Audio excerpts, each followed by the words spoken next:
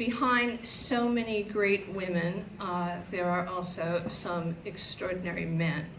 The Tribeca Film Institute has had the privilege for now 16 years to have Doran Weber and the Sloan Foundation as one of our friends. When we announced we were doing the very first festival in November 2001 as a way to bring people back downtown after 9/11, never thinking we'd be standing here 16 years later, the first phone call I received was from Doran Weber, the Sloan Foundation, and he said, "I'd like to help you, I'd like to sponsor you," and I had no clue what sponsorship was or really what I was supposed to do, and just said, "Can I take your name and number and I'll get back to you?" And I'm so glad I have gotten back to Doran. He's become an extraordinary friend, and the funds that the Sloan Foundation has made available to filmmakers who want to make stories about science and make it entertaining, so perhaps more of us want to go into that field, is amazing. Sloan has been really part of our year-round non-for-profit Tribeca Film Institute, and through both the TFI Sloan Filmmaker Fund and the Sloan Student Grand Jury Prize, both of which fund and nurture storytellers who integrate science and technology as a subject matter into their projects. Through both funds combined, Sloan and TFI have awarded more than $1.75 million to deserving storytellers. That really deserves a round of applause.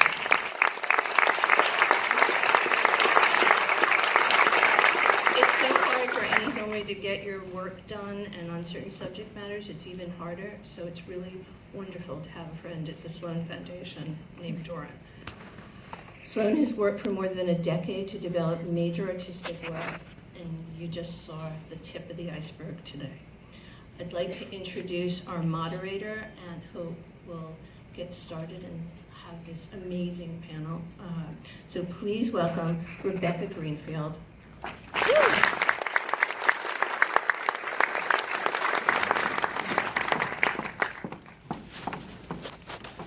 Thank you so much for being here and for seeing that great film. I'm Rebecca Greenfield. I'm a reporter at Bloomberg, where I cover the workplace and women in leadership, and have written about Hedy Lamarr. And I want to introduce our panel. So without further ado, the director, Alex Dean.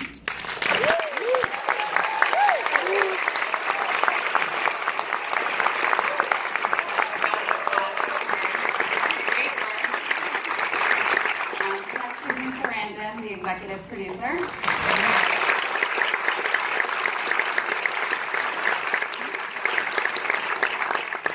Diane Kruger, who was the narrator in the film.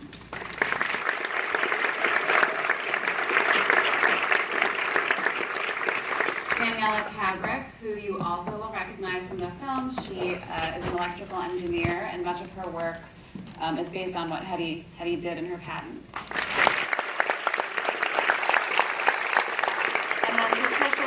Who is a patent expert and lawyer.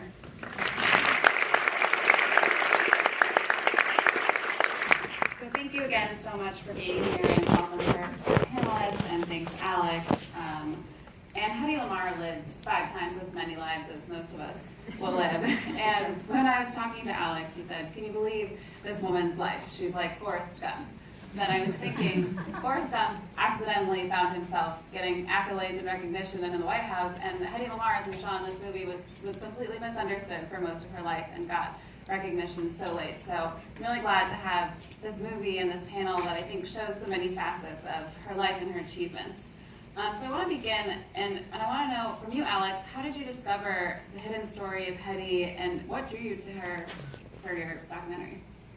Well, I had been doing a series for Bloomberg Television about innovators, and many of them inventors, and had been hunting for women, because a lot of the people that came to me, or the stories that were sent to me, were men, and they were great stories, but it seemed a little lopsided.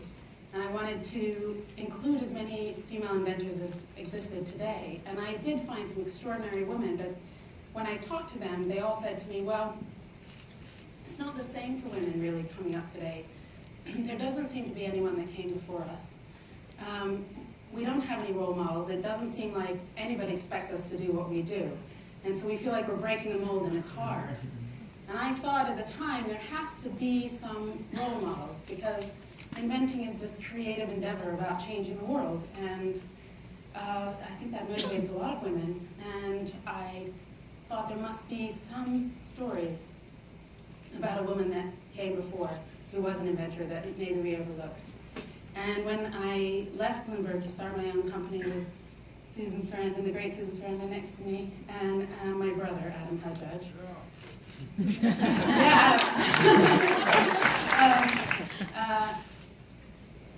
We started out with a development producer named Catherine Drew, who's here tonight.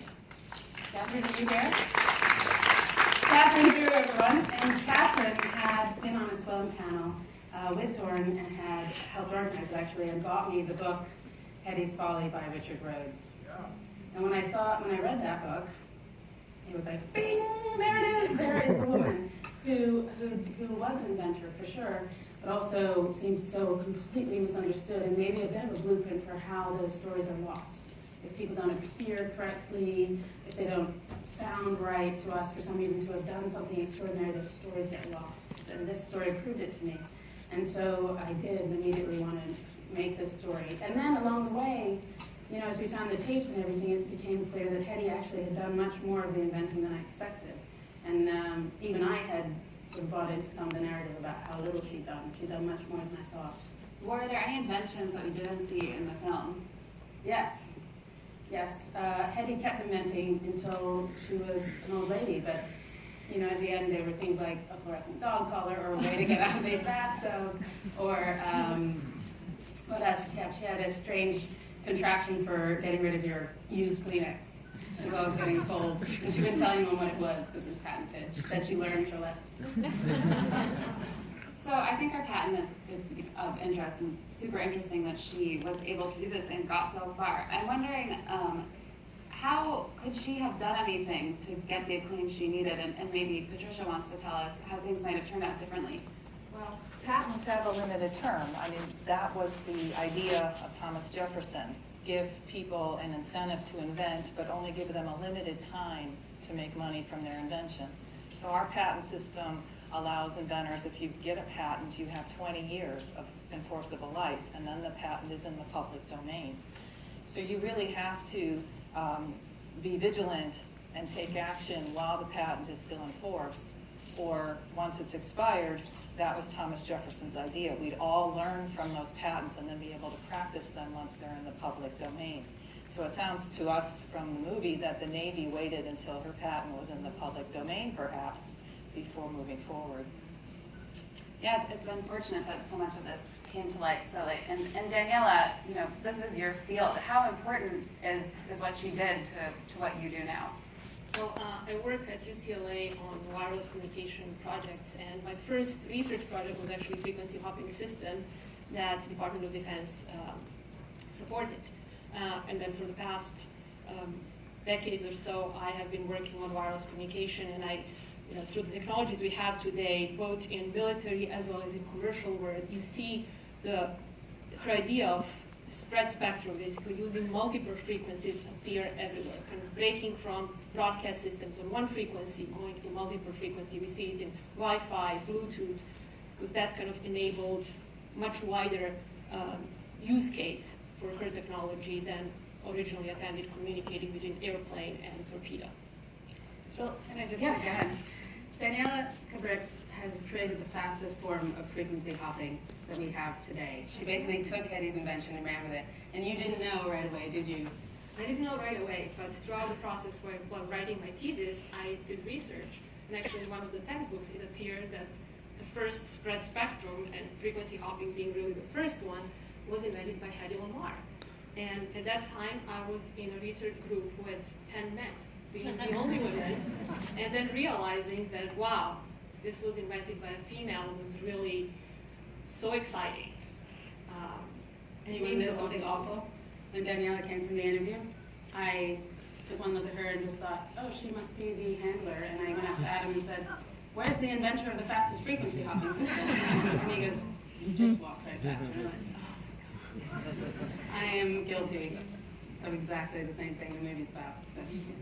Yeah, Hedy Lamarr was not taken seriously because of the way she looked. Her beauty was a curse. We saw that in the film. So I'm wondering, you know, and any of you on this panel can answer this, what is it like to work in a field and try to do things to produce a film, to have your own projects, to be one of few female electrical engineers and not look or seem like the way that people perceive you? I don't know if Susan or Diane wanted to speak to that. Well, it's like, also I think beautiful women are not supposed to be funny, I found out recently too. And then the audience laughed and I went, well, there you go.